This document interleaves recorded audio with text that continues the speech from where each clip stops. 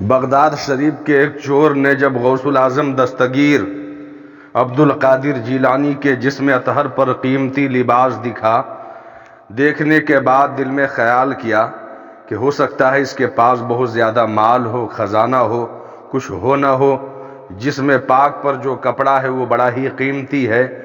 تو وہ چور غوث اعظم کے پیچھے ہو لیا،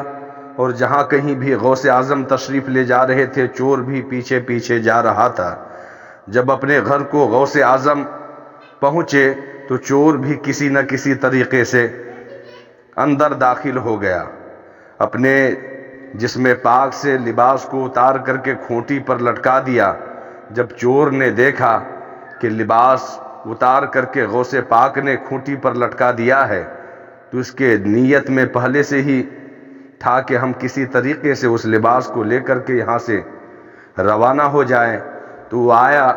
اور آ کر کے لباس لے کر کے جانے لگا۔ دیکھتا کیا ہے، جس دروازے سے وہ اندر داخل ہوا تھا وہ دروازہ لگ گیا ہے،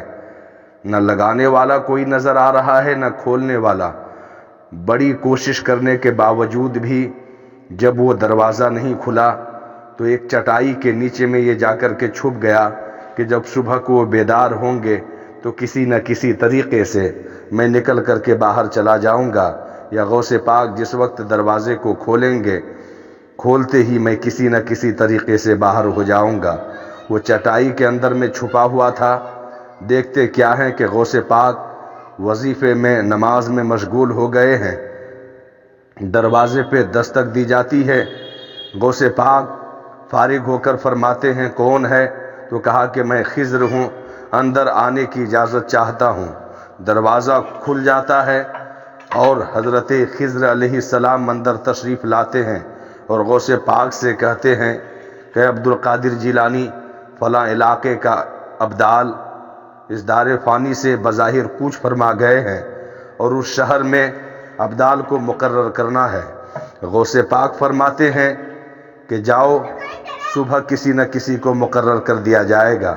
حضرت خضر پھر کہتے ہیں کہ اگر اس رات وہ سارا کا سارا شہر برباد ہو جائے اور غرق ہو جائے تو اس کے ذمہ دار کون ہوں گے؟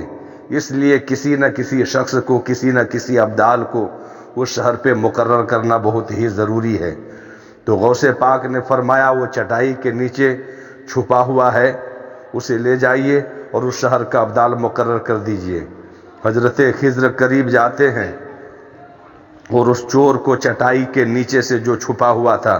نکال کر کے باہر لاتے ہیں اور کہا کہ چلو، تمہیں غوث پاک نے فلاں شہر کا ابدال مقرر کیا ہے۔ وہ چور بڑا ہی حیران و پریشان ہو جاتا ہے کہ میں اتنا بڑا چور ہوں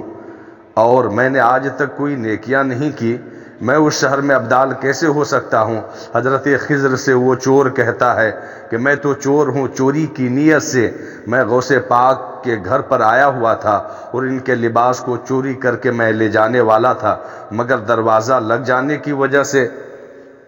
میں اندر ہی چھپا رہا، اس لیے میں کوئی ابدال نہیں ہوں، اللہ کا ولی نہیں ہوں، میں چور ہوں اور میری یہ ضرورت نہیں کہ میں اس شہر میں ابدالیت کی منزل پر گامزن ہو سکوں۔ تو حضرت خضر علیہ السلام کہتے ہیں نہیں، تو کل تک چور تھا، چوری کیا کرتا تھا، اب غوث اعظم نے تمہیں ابدال کہا ہے، اب تو ابدال ہو گیا ہے۔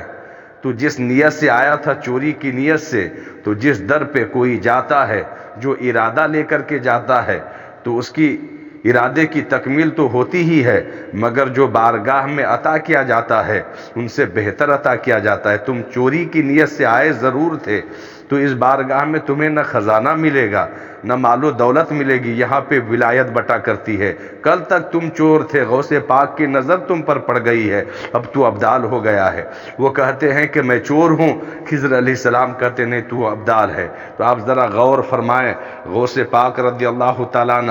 عنہ کی شان اقدس کو کہ ایک چور کو ابدال بنا دیتے ہیں۔ آج کچھ لوگوں کا خیال ہے کہ بارگاہ میں جانے سے لوگ مشرک ہو جاتا ہے، بدعت کیا کرتا ہے، اولیاء اللہ کی بارگاہ میں حاضری لگانے سے لوگ ایمان سے پھر جاتا ہے۔ ایسے لوگوں سے کہو کہ اولیاء اللہ کی بارگاہ میں جانے سے کوئی ایمان سے پھرتا نہیں ہے، بلکہ ایمان تکمیل ہی بارگاہ اقدس میں حاضری دینے کی وجہ سے ہوتی ہے۔ جب اللہ کے ولیوں کی بارگاہ میں حاضری دی جاتی ہے، جو دل پہ غبار لگا ہوا ہوتا ہے، جو دل آلودہ شدہ ہوتا ہے، اس آلودگی کو دور فرما کر کے نور سے مزین کر دیتے ہیں اور ایمان میں پختگی پیدا ہو جاتی ہے۔ آپ ذرا غور فرمائیں، غوث اعظم کی بارگاہ میں حاضری دینے کے لیے جو آیا تھا، وہ ولایت لینے کے لیے نہیں آیا تھا، وہ کوئی اپنے وقت کا بہت بڑا قطب اور ابدال نہیں تھا، بلکہ چور تھا، اور غوث اعظم کی نگاہ پڑی اور وہ ابدال ہو گیا۔ اس لیے جو بارگاہ میں حاضری دیتے ہیں تو ان کا دل مزین ہو جاتا ہے، دل سے آلودگی ختم ہو جاتی ہے، اور اس کا سینہ پھر سینہ نہیں رہتا ہے، نبی اور آل نبی کی محبتوں کا مدینہ ہو جایا کرتا ہے۔ اس لیے اولیاء اللہ کی بارگاہ کا قرب حاصل کریں، بارگاہ اولیاء اللہ میں حاضری دیا کریں، یہ ذریعہ نجات بھی ہے، دنیا میں بھی کامیابی کی منزل پر گامزن ہو جاؤ گے، آخرت میں بھی کامیابی کی منزل پر گامزن ہو جاؤ گے۔ اولیاء اللہ کی بارگاہ میں حاضری دینے سے کوئی مشرک نہیں ہوتا ہے، جبکہ اللہ کے مقدس رسول دانائے غیوب صلی اللہ تعالیٰ علیہ وسلم نے ارشاد فرمایا کہ اے لوگو، اب مجھے کوئی خوف نہیں ہے کہ تم لوگ شرک پر اکٹھے ہو سکتے ہو، تم لوگ شرک پر اکٹھے کبھی بھی نہیں ہو سکتے۔ نبی فرماتے ہیں کہ تم لوگ شرک پر اکٹھے نہیں ہو سکتے، اس کا مطلب یہ ہے کہ پوری جماعت